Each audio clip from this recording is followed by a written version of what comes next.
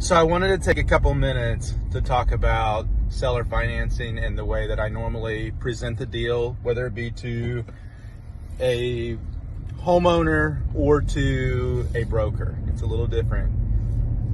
So when I go in and I'm talking to the homeowner, I will actually just present to them how much of an opportunity it is for them and how much money they're likely going to end up with at the end of the day.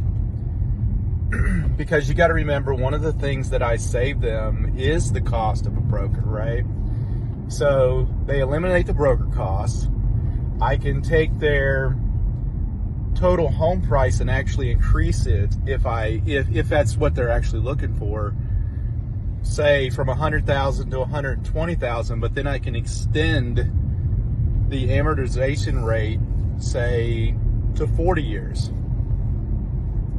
But then there's also other scenarios where I'm pushing to get a lower monthly payment. And so in that same instance, when I'm talking about the $100,000, I may say, we could do 0% down at, say, 5% interest only every year for the next 7 to 10 years. And then a lot of times they'll go for that. The biggest thing though is that I present multiple seller financing scenarios. And then if we're in a really tough spot, like they owe a ton of money or they're unable, like say they owe way more than what the property's actually worth, or they have zero equity, then I'll start talking to the owner about some sort of master lease with an option to purchase at a price in the future, say 5 or 10 years down the road. It's completely different when talking to brokers, because the thing about a broker is they want to get paid immediately, and their biggest concern is that they are not going to get paid, or that they're going to be receiving a delayed payment. So they will encourage the seller to not take the seller finance deal. And that's why I always, when I'm going through a broker, that's one of the key things, is I'm always showing a down payment. I'm always showing or splitting out what the broker is going to actually receive in the deal.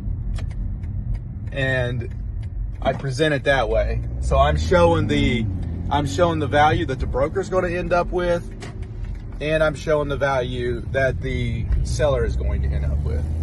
So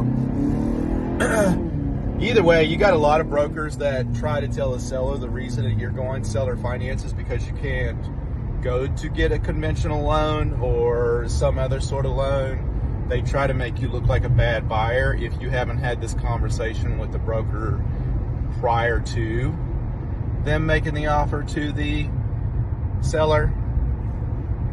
Either way, the broker oftentimes will try not to present this to the seller. That's another thing. And they don't really have a choice. So I always make sure they understand that the offer will be presented to the seller.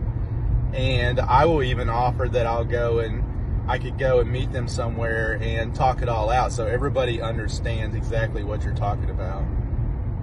I think that's the big thing, is that sometimes the broker, you got to remember, brokers don't really know how to create these deals. If they did, they'd be rich from these kinds of things too. So educate everybody as well. Talk to you later.